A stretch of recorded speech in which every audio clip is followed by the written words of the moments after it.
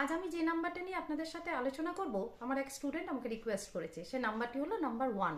1 মানে সূর্য, king of all planets. Number 1 কাদের হবে? যাদের জন্ম তারিখ 1, 10, 19, 28, অথবা যাদের ড্রাইভার ডেট, মান্থ, ইয়ার মিলিয়ে যাদের কানেক্টার আসছে 1, অর্থাৎ 1, 10, 19 অ্যান্ড 28, তাদের ড্রাইভার নাম্বার, কানেক্টার নাম্বার 1 হবে।